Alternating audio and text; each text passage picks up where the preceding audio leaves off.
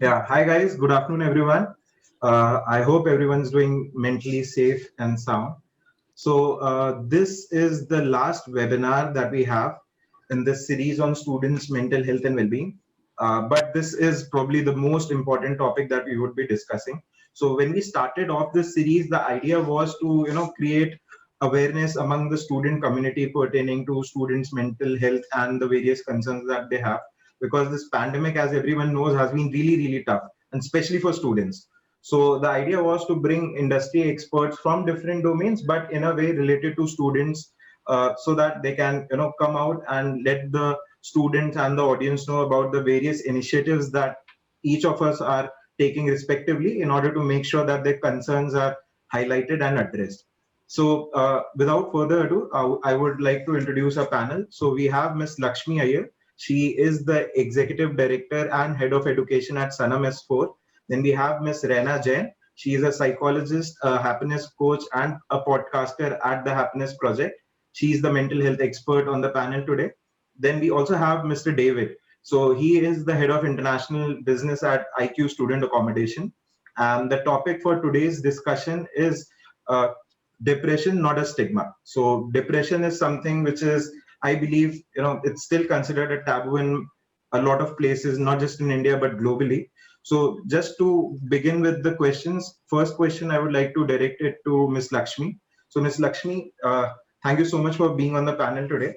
So just wanted to ask you that you have been handling a huge portfolio of global universities, and I'm sure that in your day-to-day life you have to interact with several universities and their counterparts in the various countries. So are there any initiatives that you feel are actually making a difference, which are being followed or being taken by such universities? Thank you so much, Aman, for inviting me to be part of this panel. And I think it is a very important issue that we are discussing. And it is an issue which is very close to my heart. Unlike Raina, who went on to specialize in this, my first degree is in psychology, and I am a daughter of a psychologist. And while growing up, I've had the privilege of being with a mother who has had a counseling practice on the side whilst teaching students. This is a topic that has kind of, become assumed a lot of importance in the recent years and has become front and center in the last 10 months or so as the entire humanity has been living through a pandemic. What makes it very difficult for international students is the aspect of being away from friends and family because they are in another country and another location.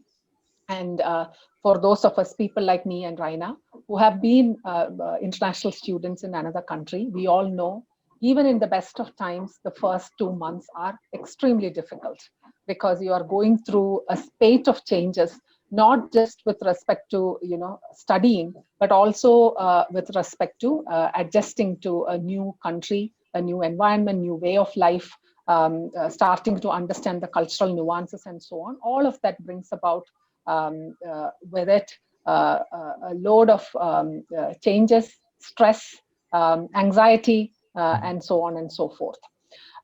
We at Sanam S4 obviously have the privilege of working with a range of institutions from around the world.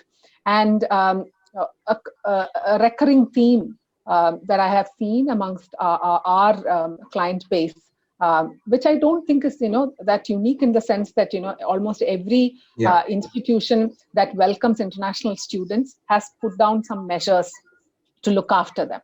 But an important statistic that I would want to remind everybody here, and I'm sure you all might know this.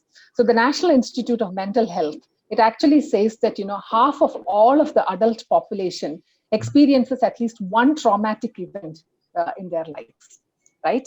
And that can bring about changes, and profound changes at that, in someone's life. Now, with the pandemic, what is happening is that we are all constantly in a state of flight and fright.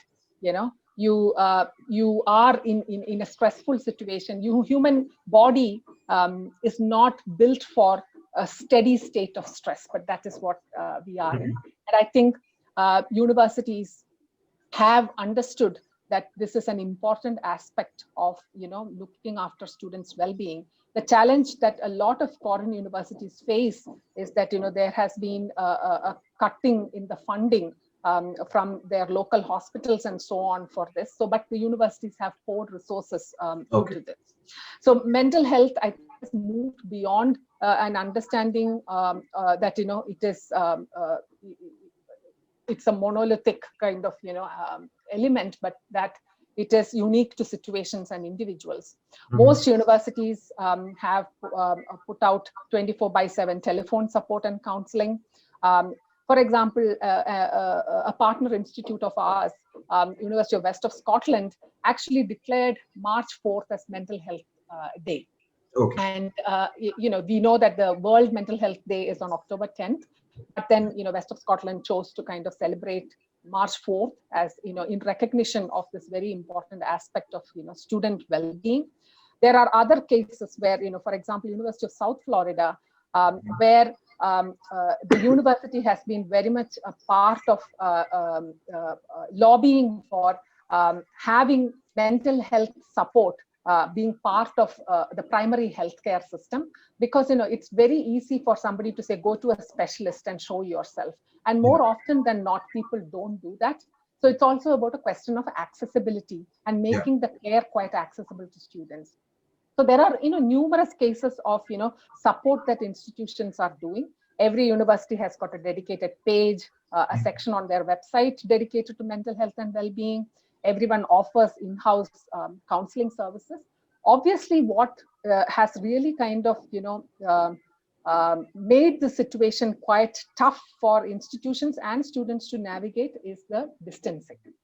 Right? It's not easy to kind of go and sit in front of someone and get that human feel. So like us, everyone has to do everything virtually, and that kind of human element and that human touch could sometimes be missing, but it is better than having nothing at all.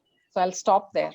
Okay, perfect. Thank you so much for highlighting the various initiatives, and I feel it's the need of hour as well, because like even for working professionals like us, there were challenges during the pandemic pertaining to work, pertaining to balancing the family life. But now if we just consider the student community, for them, majority of them are international students. They have left their original habitat, moved to a different country. So definitely, I think this was the need of hour. So next question I would like to put up is to Rena. So Rena, I believe feeling sad and feeling depressed are more often than not, used very liberally, and a lot of people confuse between the two. So if you can throw some light between depression and sadness, that would really help. Absolutely. Thank you. Thank you so much, Aman, for having me here today. Of course, it's an honor to be here and talk about something that really matters, not just to me, but also on a very collective level. So, there is a lot of misconception around what people believe, for sadness to be very similar to depression. But just to clarify over here, sadness is just a normal human emotion that we all experience at certain point in our lives due to stressful events. And a number of events can leave people feeling sad. It could be, for example, losing a job or financial troubles, going through a divorce, family issues. There are n number of reasons why people could feel sad, and that could have like a negative effect on their mood. A person experiencing sadness can find a relief from crying, venting it out, or talking out their frustration. So there's always a way out over there. And sadness usually passes with time. And if it doesn't, or if it starts interfering a person's daily functioning, this could definitely be a sign of depression. Now, let's understand what depression is. Depression is a mental illness, and that has sort of an overpowering effect on many parts of a person's life, hampering their physical, emotional, mental well-being overall. Now, according to the DSM-5, which is sort of our Bible and the rule book that we follow, there are a couple of symptoms that we need to look at when we are diagnosing depression, for that matter. The first one would be depressed mood, constantly feeling sad, the constant level of feeling sadness. Number two, there is a decrease in interest or pleasure in most activities most of each day. Somebody who used to do something earlier but now doesn't find the interest or the energy to do that. Then there is significant weight loss, which is so significant, where they either have like a very very high gain in their weight, or they lose weight, or there's change in appetite at the same time. They eat a lot or they don't eat at all. So there are extreme factors over here. There's also change in sleeping patterns, where somebody could go through insomnia or go through hypersomnia as well. There's fatigue, loss of energy, people start feeling guilty. There's a lot of worthlessness associated with themselves, a lot of negative thinking that goes on as well. And people, because of that, are not able to make the right decisions. And if people are going through all of these symptoms at a stretch, at a very extreme level, there's a possibility that they also might attempt a suicide. Now, one very important factor over here that we need to consider is that if any of these symptoms last, most of these symptoms, if they last for more than 2 weeks, they need to really consult help. They need to seek support, and it's very important that they do that, because it might lead to a lot of things that might get worse later. So just to summarize once again, sadness is just an emotion, but if somebody experiences sadness for a prolonged period of time, that could be a sign of depression. Perfect. Thank you, Rena, for explaining it so comprehensively. I think one of the key takeaway from your answer would be that, if the symptoms are elongating beyond 2 weeks, that is the point wherein, people should consult a specialist. That is one key takeaway. So what do you think, when it comes down to, you yourself have been an international student, you went to Nottingham. So what do you think are the causes for depression for an international student? I think Ms. Lakshmi highlighted a couple of them, but if you can throw some light on the same, that would be really helpful. Absolutely. There are tons of challenges that international students may face while they're away. Cultural shock and homesickness are the most common causes of depression, but genuinely that's not it, because international students face not only the same life events and stressors as other students, which can have an impact upon their mental health, but they also face additional pressures, all without the usual support structures of family, friends, and home. So they might face financial concerns, uncertain immigration status, language barriers, discrimination above and beyond the typical difficulties associated with university life. In fact, a lot of times, I have been away. So for a matter of fact, there is also this entire hesitancy of, transition. Now, there's a lot of difficulty for students when they're going through this transitional phase. So, I feel unsettling from a known place and settling into an entirely new place, that leads to a lot of anxiety, uncertainty, fear of missing out, trying to fit in, feeling lonely. These are a couple of things that people might go through. And again, to emphasize, I think uncertainty is another major cause of depression among international students. Now, think of it this way: people who are adaptable to change and accept that change is the only thing that is constant, it sort of becomes easier for them to mold with surroundings. However, there are a lot of people who come with a very fixed mindset, and it can lead to a lot of uncomfortable emotions. Now, not to say that they're feeling, wrong. It's not right to feel a certain way. It's absolutely okay to feel not okay, right? So, just to clarify, those students who are less resilient to adversity, change, and loss before leaving their home countries will also tend to experience like a greater difficulty to adjusting to life and studying abroad. Okay. Thanks for highlighting that, Rena. So next question is for you, David. So obviously the pandemic has been really tough. You yourself, you and your entire team have been at the forefront. You have experienced the various difficulties that the students have faced, and a lot of students were, spending a lot of time at their respective accommodation. They had no other option. So what were the initiatives that were taken by Team IQ Student Accommodation in order to combat the situation? So I'll answer the question in a minute, but first of all, I just want to thank you for setting up this webinar, and Lakshmi and Raina. I think it's very, very insightful, and it's a great thing to be talking about, and I do welcome being able to talk about what we do within IQ. In terms of I came into IQ about 5 years ago, and we looked at how we operate, and we looked at our students, make the profile of the students, and And no, we've developed the international business, but before we develop the international business, we need to understand about the students and the pressures that come. Now, it's very close to my heart. I've suffered myself in depression over the years, as well as my son. And actually, my son is now studying in sports psychology at university, which I'm very, very proud of. And a lot of the work that we do is to put the student first, and we put the student first in a number of different ways. But in terms of, we want to create the best environment for that student, they need to be felt welcomed and at home. So it's before they even come to us, we do the background. Okay. And we have trained our teams, and we understand the pressures that the international students are under. And Raina, you're absolutely right about the levels of anxiety, being away, language barriers, the nuances associated with a different culture, the expectations that the family has, the social expectations, all of these things. And it's intensified for an international student.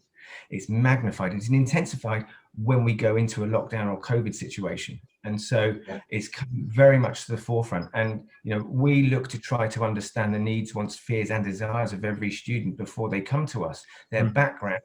And that way we can align with them and build up the trust and confidence. And we do that through people at University Living that help us find the students to make sure that they are placed with us. We don't want any international student coming to live with us if it's not right for them. So if we see a student that is in a studio, that is in a lonely place sometimes, we would want them necessarily to actually create maybe a group share, flat share, those type of things. So there's a number of things that we do prior to the students coming to advise them to be with others, like-minded individuals following the same sort of courses and things like that as well.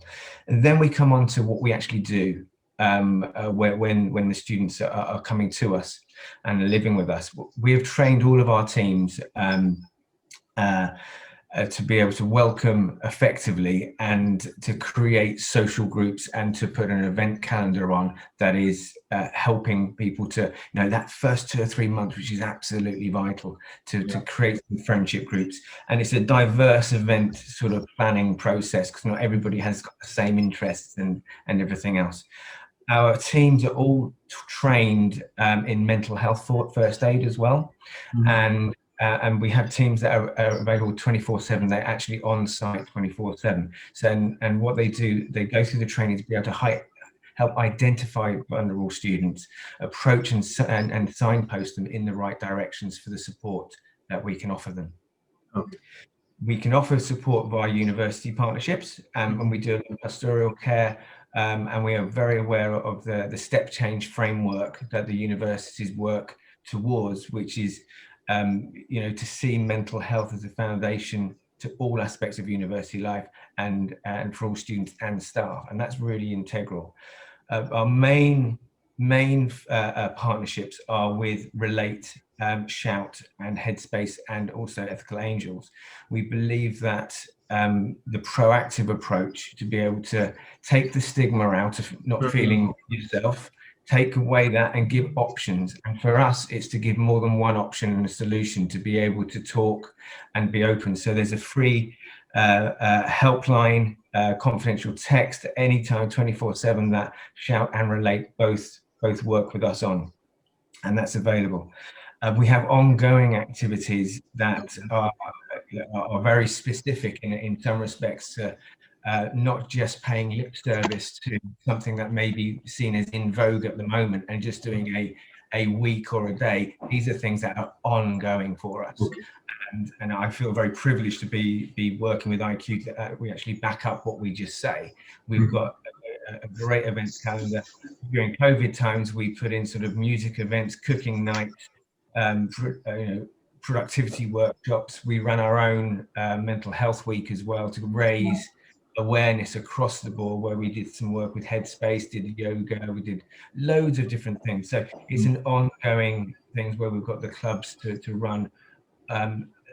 Obviously there's virtual clubs at the moment, but when we get to a point where we're able to do more face-to-face, they will be encouraged to be working on that framework as well. So you know, it's absolutely vital for us as an operator to safeguard the students that are coming over. Definitely, David, makes sense also, because I believe majority of the time students end up spending in their respective accommodation, be it the university hall or be it a private student accommodation. Definitely makes sense. So I know that, in your work profile, you don't actually visit the properties that often. So just in case, if you can share any of the incidents wherein you or your team might have encountered a student who is actually facing those difficulties, or maybe a depressed student, and what were the steps that your team took in order to help the student out? Yeah, you know, we encourage our teams to share experiences internally, and so it boosts the confidence of all our other teams to be able to approach and signpost in the right way, and it gives confidence to be able to do that. And you know, we've got so many experiences, so many stories. I'll probably just pick a very simplistic one, if I may. There was I got a note through a couple of weeks ago from the operations manager of one of our sites, and obviously we've got a number of sites across the UK, and what the story goes, basically we had a student that was very social, very bubbly, and one of our team members sat in their team meeting, a regular team meeting every morning, and to discuss all the issues about the day, and highlighted that this particular student that we used to be life and soul of the party had become more withdrawn, had we'd seen sort of just popping out at strange sort of times as well. Sleeping pattern is changed. That's something that Raina mentioned. So they highlighted this and they discussed it as a team, and basically what one of my teams did was went out to a coffee shop, bought a cup of coffee and a pastry, and phoned up to this student and said, "You've got a parcel." And basically the student came down and was greeted with a cup of coffee and his favorite pastry. And our team member, and she is absolutely fantastic, she approached the student and just said, "Here you go," and just had a chat. Didn't meet it head on straight away, but just sort of said, "Nice, tough times at the moment." And actually she drew on her own experience and sort of said, "I'm really struggling at the moment." And sort of talked through some of the struggles that she was having, and sort of she said, "How are you getting on?" And at first he said, "No, I'm fine. Yeah, it's all a bit strange, but I'm fine." Yeah. But obviously we know to ask again and again if we need to. And so she looked right in the eye and sort of "Look, are you sure? It's okay not to be okay, because I'm not okay." And something clicked, and the trust and the relationship was there, and he opened out and said, "Look, I'm really finding a few things hard here." And the great thing was they developed a trust. She said, "You know what, from my experience, I've used Relate and I've used also Shout over the last few months, and it's been fantastic for me. When I'm feeling down, I've actually gone and sought those. It may work for you, but if it doesn't, that's fine. We've got other different things that you can do, but you're not alone in this." So to empathize, understand, show you're not alone, and then come up with, it's not going to be a full solution. It's something that's going to live with kids for a long time, and it's not a quick fix. So I just had total admiration for our teams, and I hear I hear these stories all the time from our teams, and it's a two-edged thing, because we don't want to hear that students are struggling. We don't want to hear this. And we do as much preventative care, as I've mentioned before, to avoid these situations, but they are there. We're human, it's natural. You're going to feel like that. It's okay not to be okay, all of those things. And that little story there just shows actually the personal touch that we try to get with all our students. We are a family, and we've got the vast majority of our students are international students, and we're very well, and there's a reason why that international students do come to us, because we offer potentially a lot more security. And we're not just talking about 24/7 security, and it's actually security of the mind and soul and well-being, and fundamentally important to us. So yeah, that was just a little story I thought I'd share. Yeah. No, worth sharing, David. I think that was a really good gesture on your colleague's part to make sure that the student was comfortable in confiding. So definitely makes sense. So similar. She followed it up as well, and made sure over the weeks that he's been okay, and he did. He had a text conversation with Shout and also called Relate as well. So I was really pleased about that. Good to hear that, David. So, Ms. Lakshmi, next question is to you. On the similar lines, so you have had an illustrious career spanning over 2 decades now. So, any particular anecdote or incident that you would like to share wherein a student actually came up to you and opened up about these kind of concerns? Yeah, so I have had, I've spent 9 years as a counselor before I took charge at San MSO. And those 9 years of working with students have been the most rewarding and time of my life, because I have been privileged to be part of that journey that they have been on to change their kind of future and their destiny. Yeah. There are probably kind of 2 very poignant stories. Mm-hmm. One is of a student of mine who went to the university that I graduated from, Strathclyde. Okay. And she came down with breast cancer.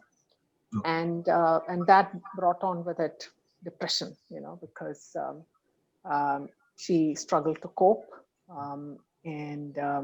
She had to kind of abandon her studies and come back because she had to undergo chemotherapy. And she decided that she needed to come home and be with her family to recover.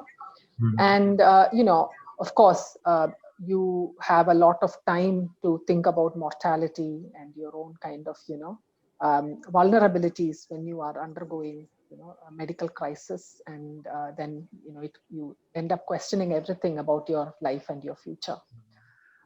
She went through a very hard time, and she turned, because, I had counseled her to go and study. And I was one of the first people who came to know when she came back. But, she recovered. She recovered. She fought the disease, and she went back eventually. Okay. So that is a great story. And, this goes back probably about 12 years or 13 years, right? Around 2008, 2009. Yeah. Yeah. And, and at that time, India hasn't really, obviously, illness of the body was very much out in the public domain, but what people go through mentally, is kind of still very much a hidden narrative. Nobody wants to kind of come out in the open and be vulnerable in front of others, but she was, and she that is one story. The other one is of a student of mine who had a mental breakdown. Okay. Again, went to study in the UK and progressively became very, very sick. Was diagnosed with schizophrenia towards the end, and had to kind of abandon studies because he wasn't really fit to kind of continue. And I've had to kind of tackle some very, because the university was at a point where they could not take care of the student in his accommodation, because he was harming himself, and he was quite harmful to the others because he was not in, he was not in his senses. Yeah. And he had to be brought back. His brother actually went to get him back home. And that was quite tragic because, he was just not able to take care of himself, and he was never going to be able to do that going forward because his condition was quite terrible. But, the point is that at the end of the day, I do believe that with the right care and understanding and being in the right environment, you can kind of, overcome some of these. Like David was very candid about his, kind of some of his struggles. Yeah. I have, as a student in my undergrad, I have had severe anxiety. And I have had to kind of undergo counseling to overcome that. And I am an anxious personality, and having that knowledge has probably kind of helped me to cope with it a bit better, because then what are the kind of triggers that kind of get you to that path where you just become so anxious. So you try and control your environment as much as you possibly can. But I was very fortunate because I'm the daughter of a mother who is a psychologist, and I got really good care. Not many of us are kind of at that, and several years ago, it's almost, this goes back to probably a little over 25 years. And I was quite fortunate at that time to get that care.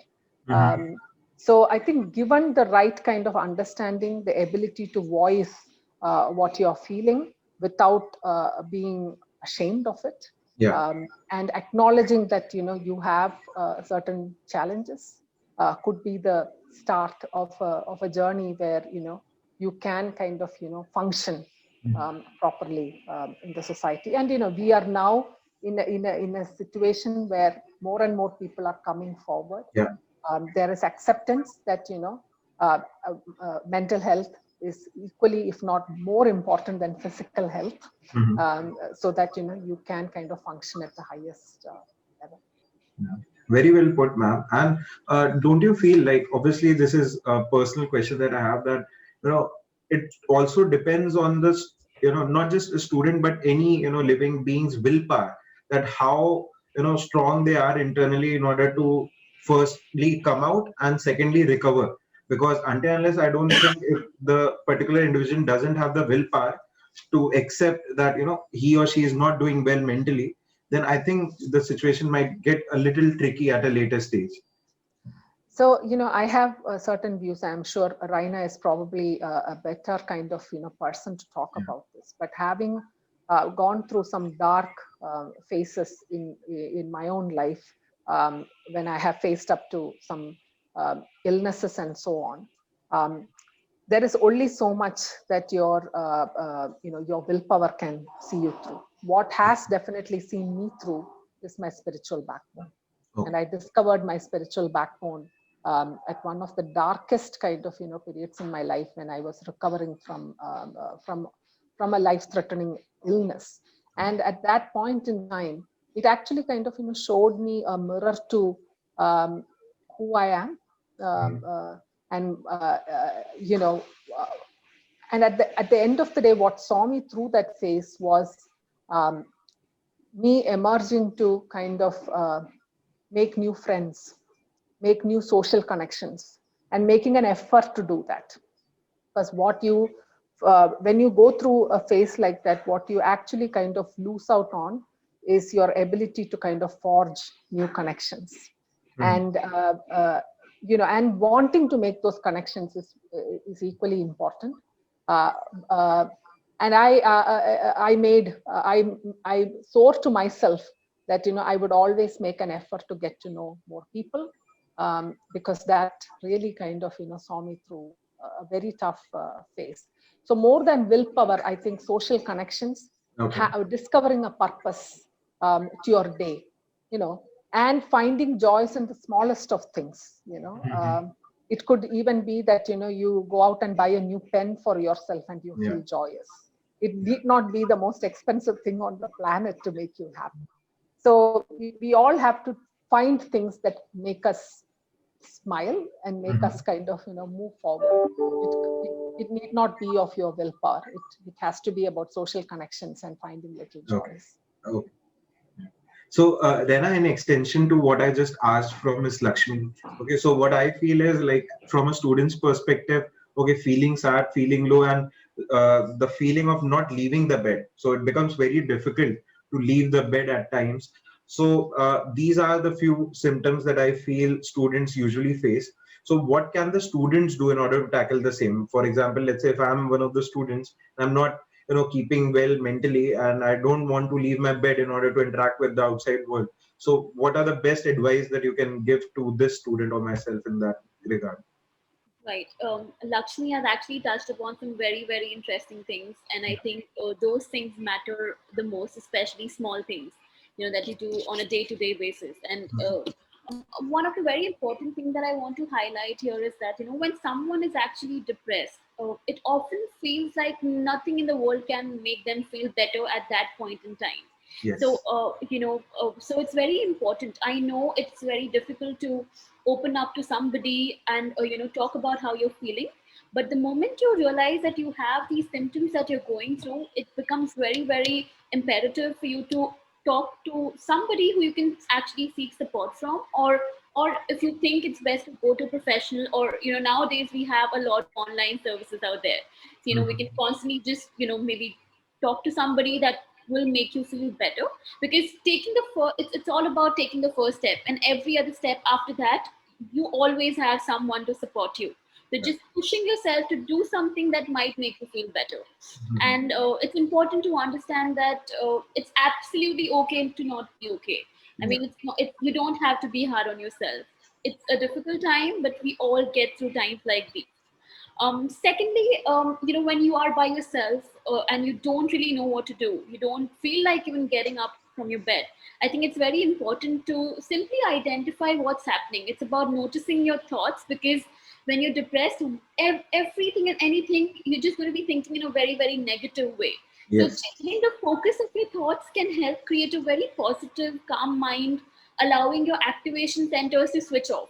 So I remember I have been practicing, I've been maintaining a gratitude journal for about, I think, 2, 3 years now. And it Mhm. has such a huge impact in the way I experience my day every day. So it's Okay. all about just, starting, for example, just start a gratitude journal where, last thing at night, you just write down 3 things that you noticed that made you happy. It could be literally as small as making a fresh cup of coffee for yourself, or just getting out or stepping out. It could be Mhm. very, very small things, but that really makes a huge difference. Also, having a routine helps, like Lakshmi mentioned. It's all about finding a purpose. So somebody who is going through depression doesn't really know what to do.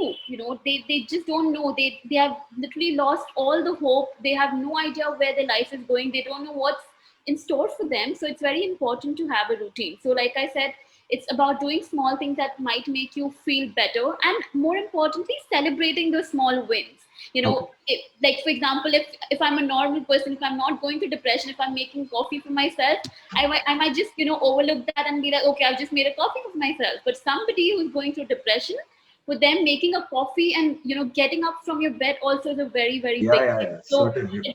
it becomes very automatic for them, for somebody who's going to depression, to think about everything in a negative way.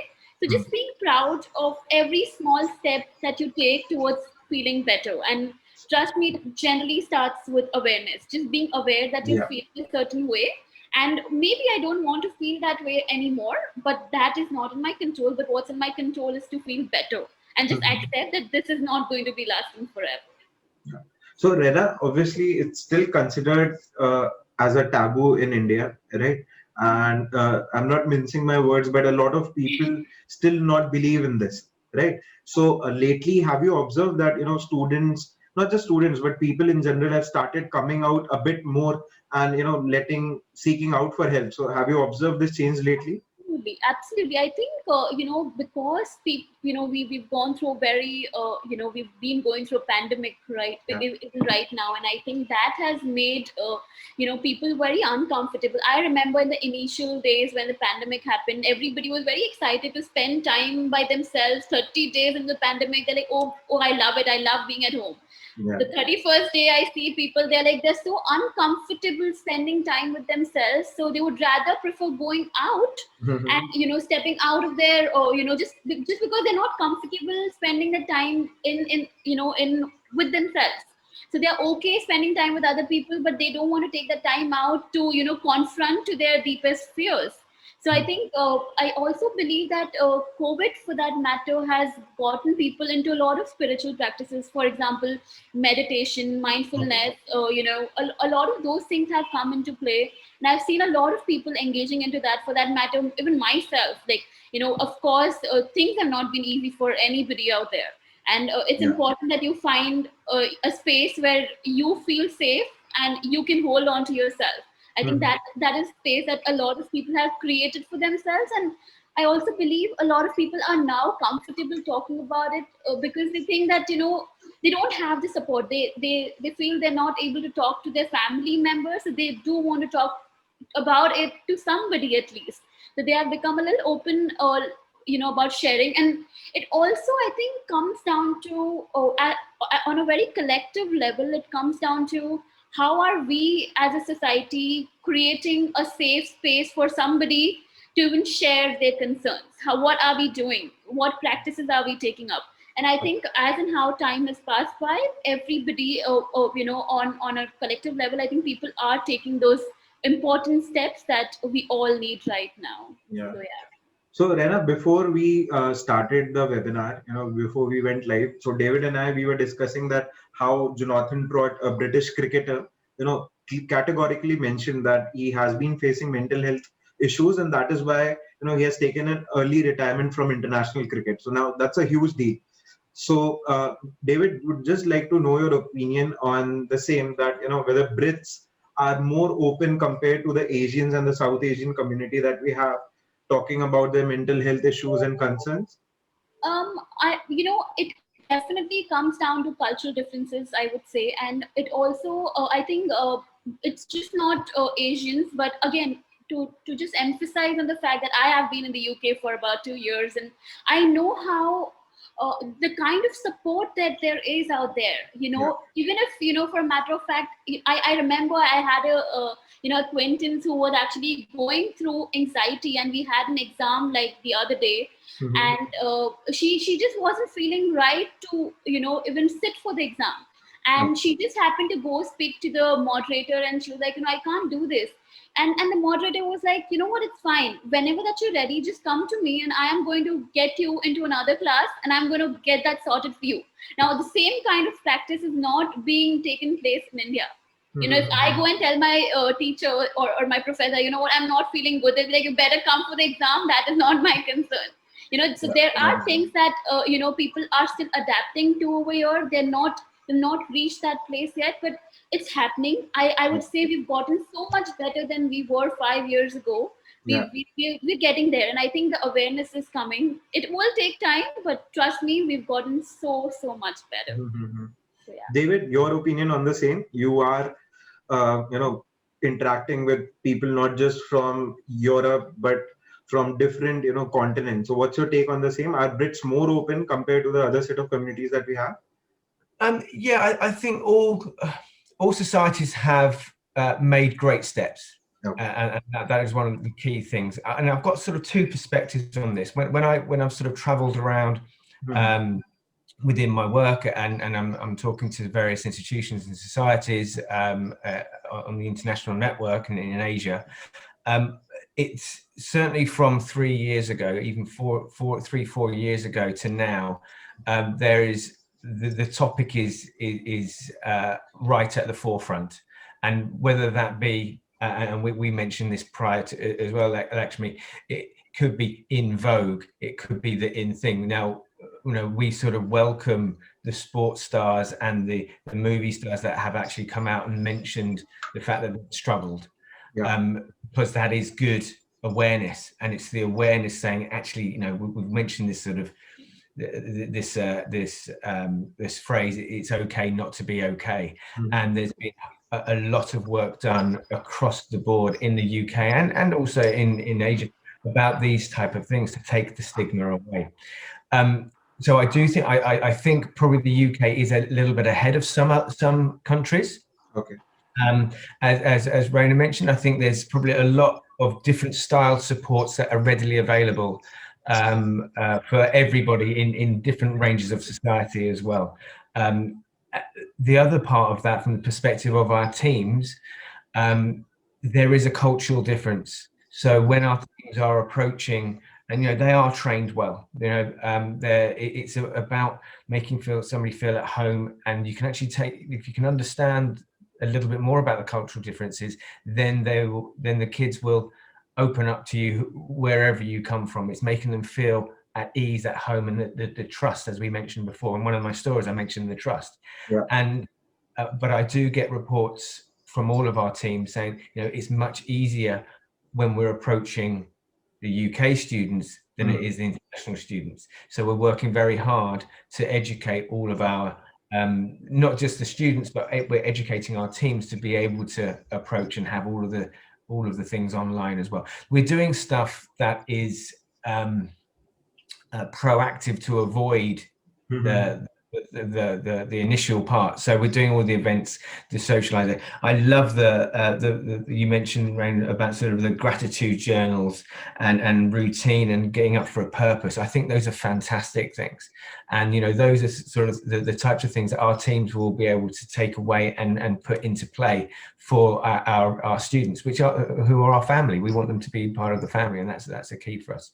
But in a nutshell, I do believe the UK it has made great strides, and it's probably a little bit ahead of Asia at the moment. Okay, thanks, David, for putting that into perspective. So, Miss Lakshmi, just wanted to understand from you that can a culture shock trigger any sense of depression? Because for an international student going to a different country, like David mentioned, there's obviously a cultural difference, right? So can a cultural shock be of that importance, of that intensity, that it can trigger a sense of depression?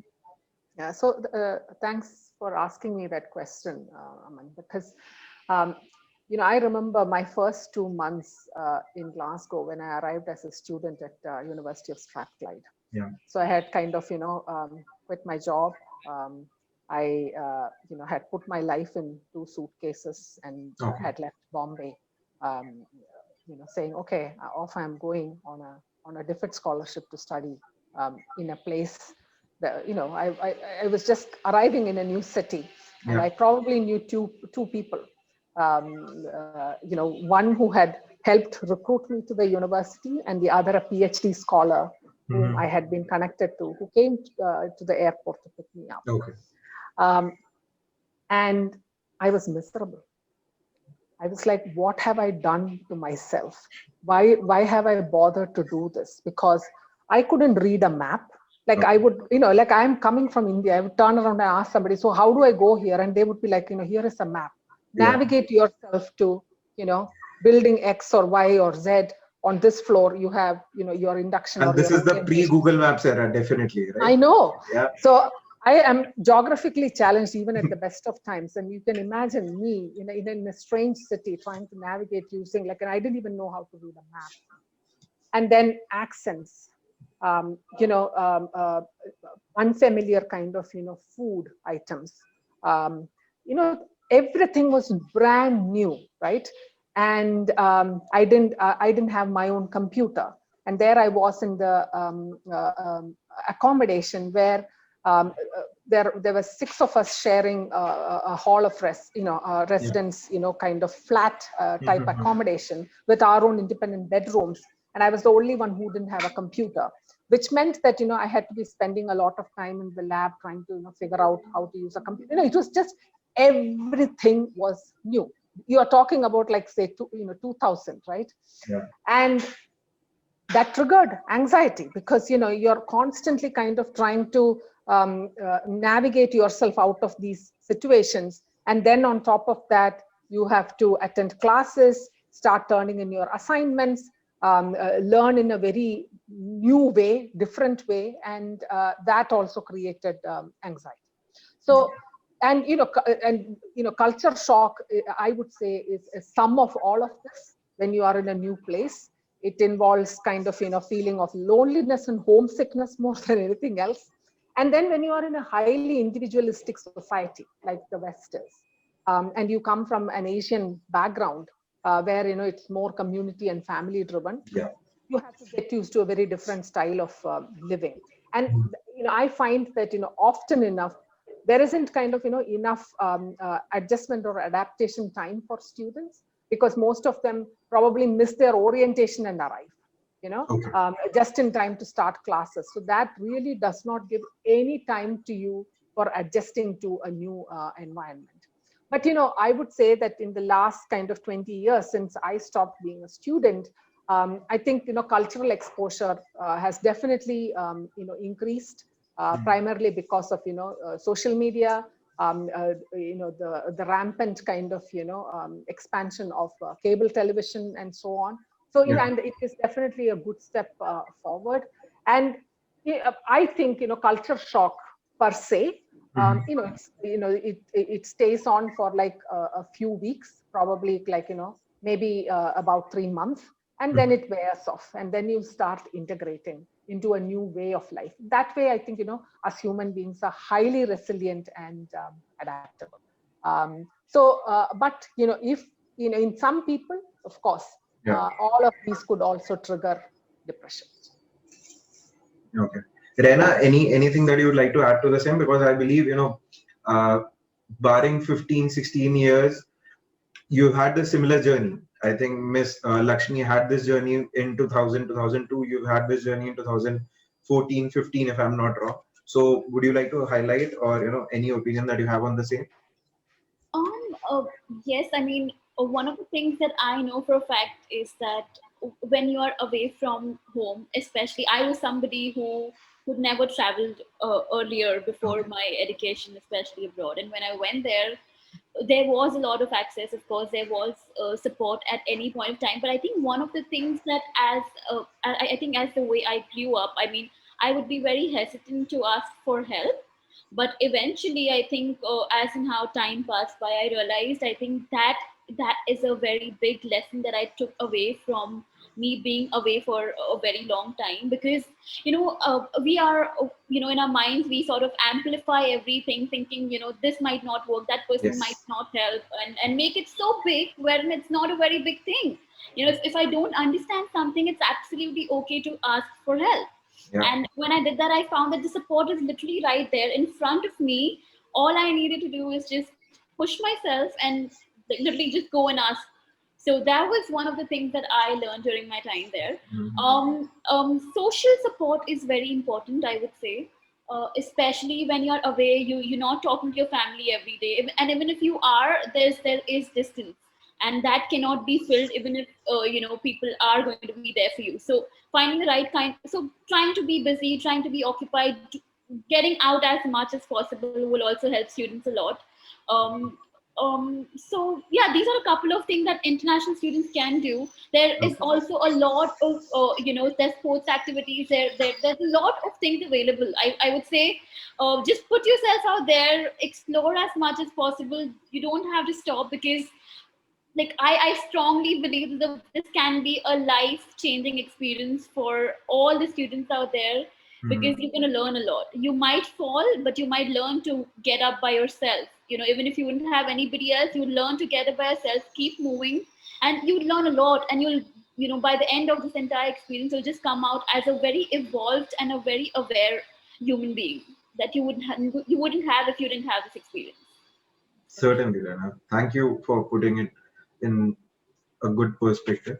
So, David, I think we are running out of time, but anything you would want to highlight or any parting notes before we end the webinar?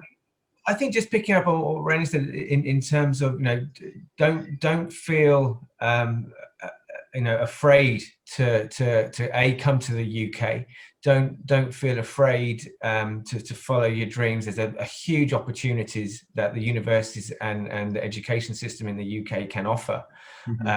And I think one of the keys is not just the university and the course, it's where you live and the environment that you choose to put yourself in. And that is a real key decision. So do your research, take advice. There's a lot of things out there that are there to help. But I think stigma about mental health, depression is there. It's slowly being broken down, and there's a lot of people that are working very, very hard to ensure that the stigma does dissipate and go. And it's a long-term process. It's not just a short-term fix. But yeah, we do everything we can, and as Rena says, don't be afraid to follow your dreams. Mhm. Thank you, David. Thank you so much. Thank you, everyone. So I believe we've had a very productive session. Thank you to each and every one of you, Miss Lakshmi, Rena, David, for joining in. I believe with all the various experiences and anecdotes that you have shared, I'm sure that the attendees would have some or the other key takeaways, and everybody would be at a happier place. Thank you, guys. Thank you, everyone, for joining in. Pleasure having you on board. Bye. Thank you so much. Thank Bye. you very much. Cheers. Bye.